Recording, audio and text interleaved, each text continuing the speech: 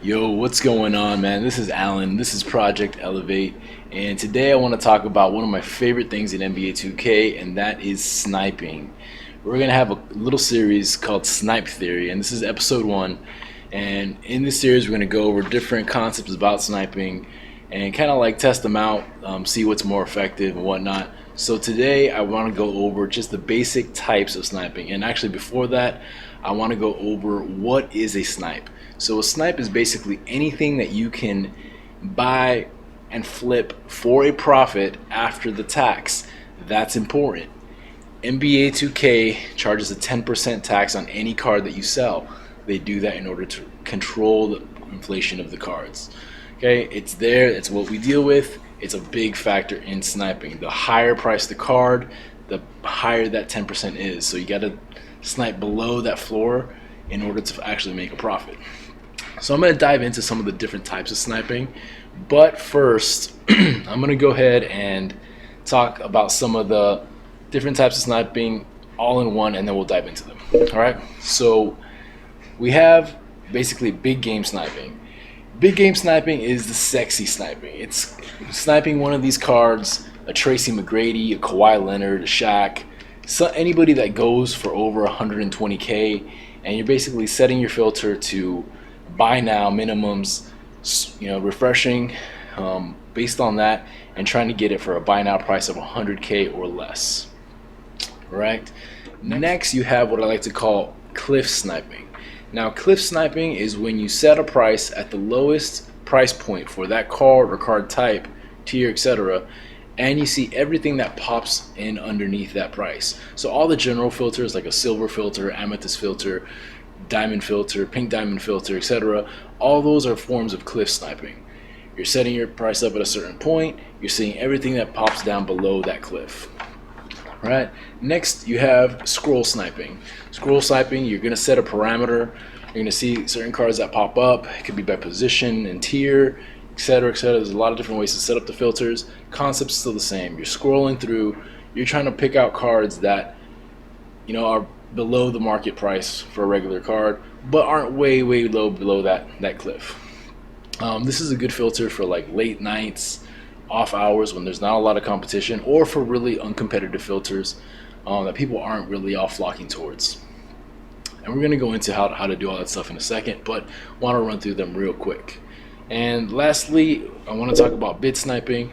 Bid sniping is a little bit underrated, and that's basically when you try to sneak in a last second bid for a card and get it for a much cheaper price than you can for like the lowest buy now prices. All right, so let's dive in one by one and do a little bit of testing and kind of breakdown of these different types of things. We're going to start with big game sniping. So right now, probably one of the hotter ones would be like, here we go, Prime Series 2, Pink Diamond. And basically on this filter, you're going to see Kristaps Porzingis and you're going to see Dwayne Wade. You can see they are well over 200K. Anything that you can get for a buy now price is a W. So in this method, you just go to the minimum buyout, you go to 500, you refresh, you go back down, you refresh, and you keep doing this for a while. So let's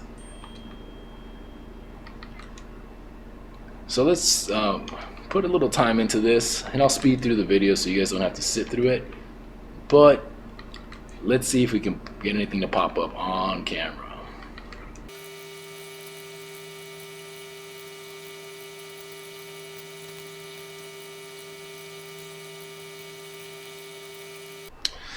Alright, so big game sniping is a very high risk, high reward type deal. The risk is that you spend a lot of time and you don't see anything pop up, or you see something and you miss it, and it's a big waste of time. The reward obviously is if you get one of these snipes, it's big time profits, like hundreds of Ks of profits sometimes. So some of the things you want to do is you want to stay patient. Two, you want to maximize the big name players that you're gonna see on the filter, without having commonly low price players on that, cluttering the filter up.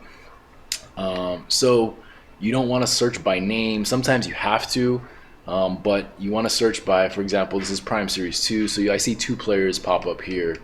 I can do, over here I can do Frostbite, Pink Diamond, and actually I can set it to Western Conference so that all I see is Magic Johnson and Anthony Davis rather than, isolating just one of them. You double up your chances of somebody throwing something up, essentially. The more players you have, the better your odds are.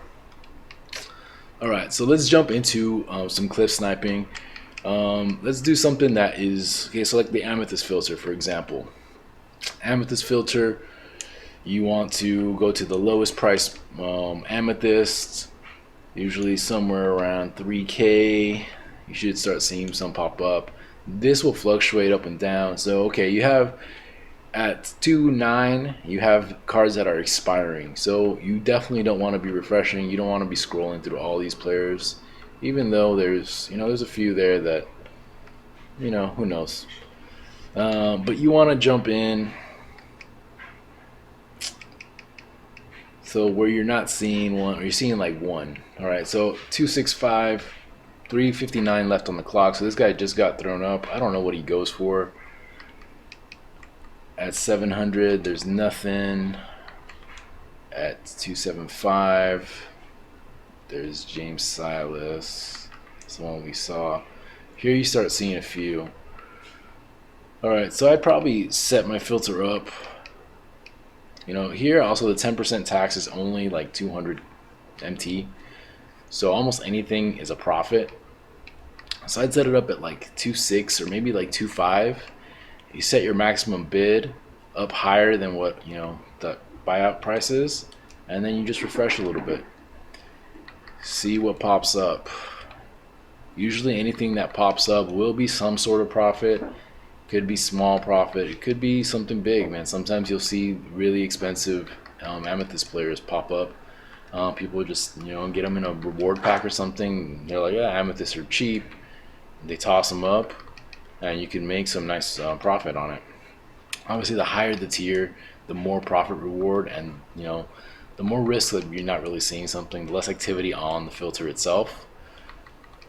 So you kind of have to balance out, and there's kind of like a split with this in the community. Whether you should kind of like bulk snipe, just buy anything you can make profit on, sell it all, and make a bunch of profit. Sort of like the Walmart model of sniping, if you will. They sell like a lot of stuff. They don't make tons and tons of profit on absolutely everything, but they make a lot. They make a little bit of profit on everything. So they make a lot of revenue, a lot of profit. Whereas you could focus all your time on just getting a couple big snipes. See this guy, he goes for 2.8. I could pick him up right now and I can make like 100 MT. I'm not going to, because I know that he doesn't sell for much. But that's the concept of cliff sniping. You can do this with pretty much anything.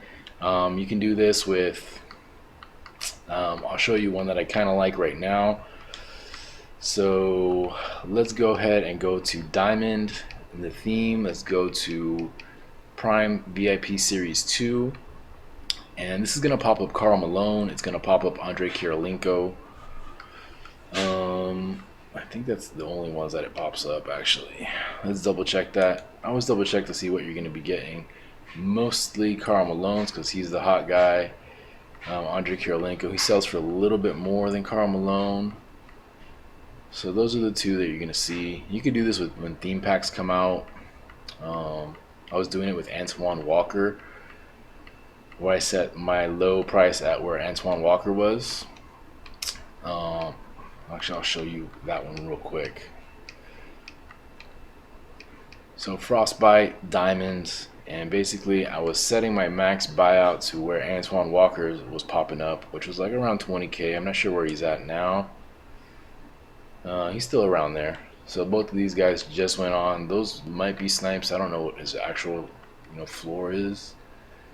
And floor, I mean like where he's kind of sitting for more than like an hour.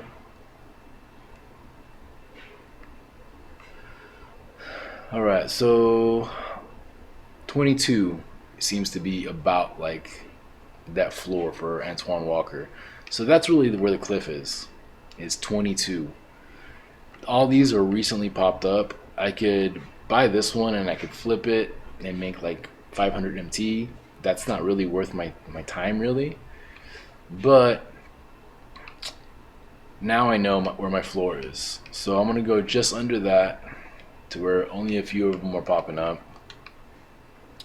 I'm going to set my max bid all the way up to 100K, or just anything above, 21, where you can just kind of click down and refresh.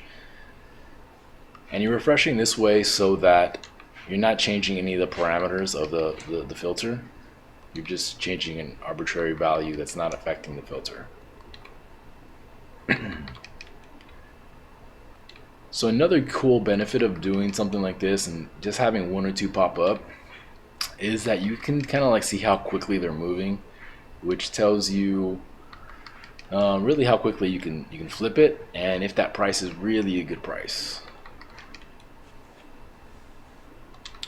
Obviously the downside of that is you have to scroll over to get one of the really good ones. So if it's a competitive filter, I would sit to where you can't see anybody just sitting there.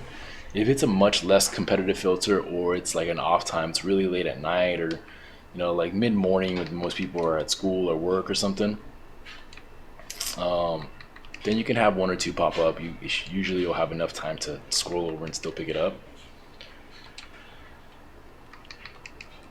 So with this type of filter, when I have, this is the cheapest player in this parameter set. So from here I can find Antoine Walker, I can find Scottie Pippen, and I can find what's this guy's name, Victor Oladipo, right? So worst case scenario is I find me a cheap Antoine Walker that I can make 1,000, 2,000 MT on, but I could also come across a cheap Victor Oladipo, and now all of a sudden I'm making 15, 20K.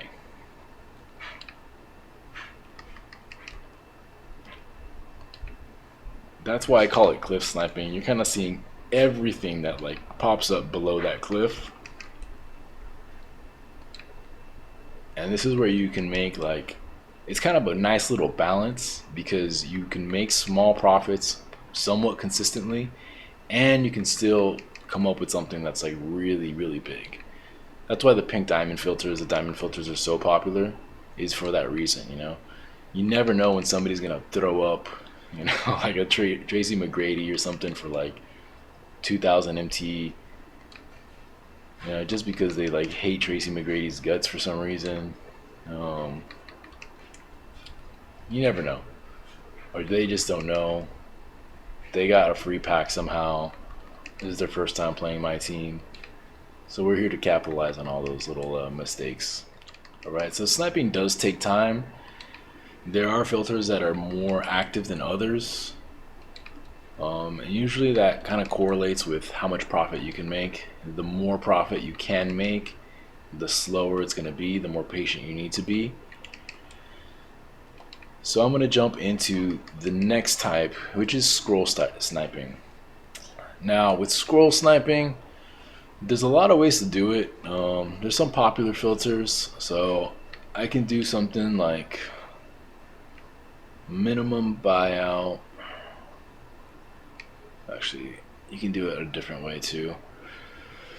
You can go minimum bid 100K, minimum buyout 500,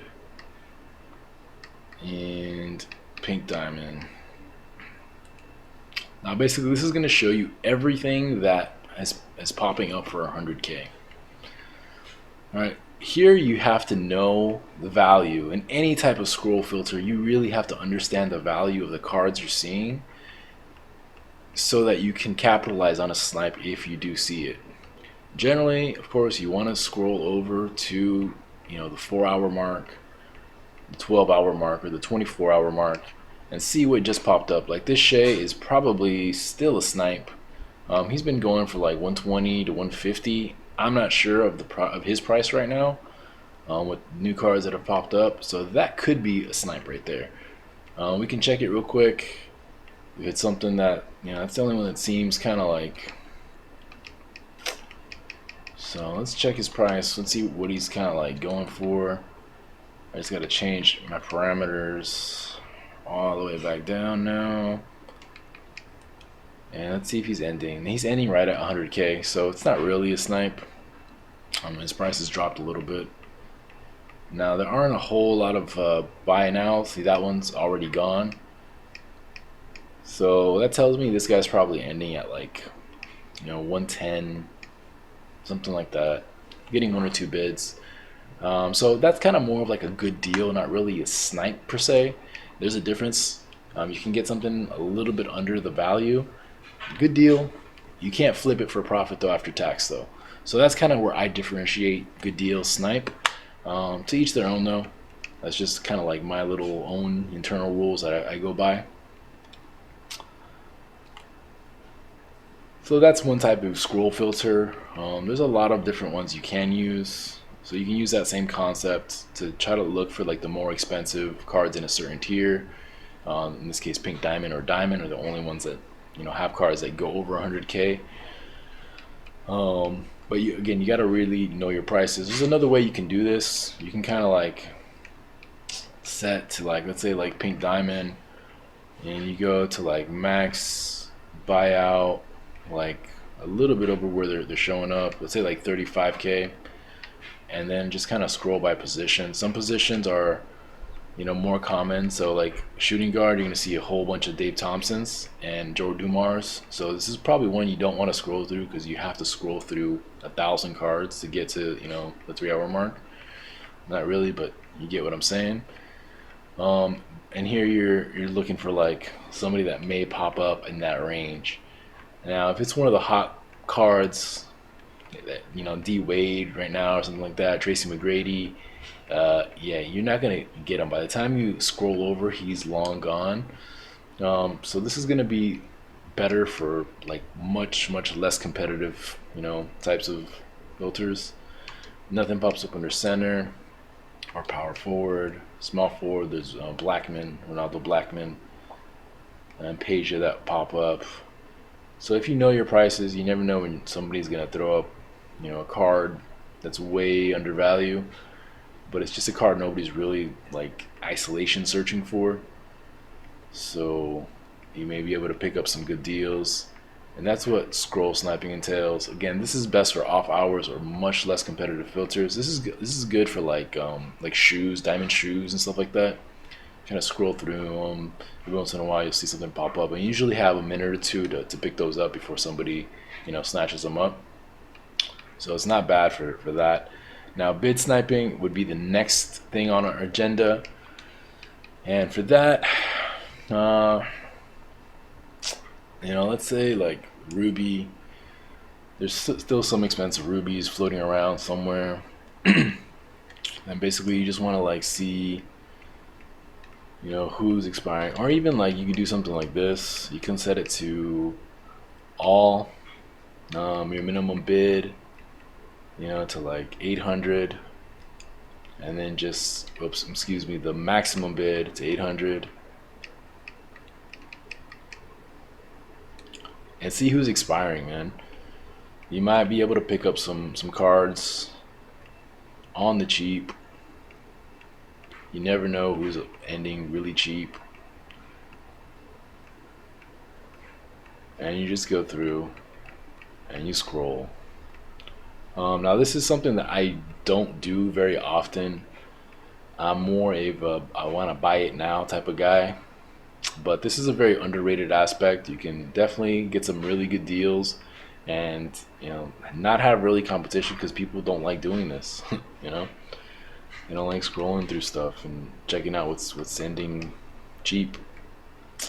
So if you wanted to use like this for a specific like tier, like let's say like you wanted to do like amethyst cards, then set that up to like well below where they're ending at, which we saw earlier was like 2,800. So I'd set it to like 1,650 or something like that, maximum bid, and see what's going on. So this Lance Stevenson still at 750. He has a bid on him, but I could maybe jump in there, bid 1900 and pick them up for a little bit cheaper than I could. Sometimes you can flip these. To me, this is more of like just getting cards at a good deal more than really snipes, but you will see some crazy stuff going on. Some people just like don't want to wait for cards to end auction, so you can, like this Grant Hill, I can maybe pick them up. There's a bunch of them right now because of the Tracy McGrady packs. You never know what's gonna pop up. Alright guys, and that's pretty much what I have. I wanted to kind of run through some of the filters. In future episodes, what I want to do is I want to like target certain things and then have little snipe sessions, see what we get, put a timer, and maybe kind of like do some kind of like testing out to see if it's more profitable to like just go for the big names, the big snipes, or just buy up everything we can get for a snipe on the the lesser, less expensive, less flashy filters, and then just sell everything and see like how we make more MT on a like per hour basis or per half hour, or however we want to break that down. And if this was helpful for you guys, definitely leave a like, subscribe if you want to see more stuff like this. Definitely let me know in the comments what types of stuff you want to see on here. If you want to see like more specific filters, if you want to see snipe sessions, whatever, let me know if this was helpful to you guys. And like I said, this is Alan, this is Project Elevate. Till next time guys, take it easy.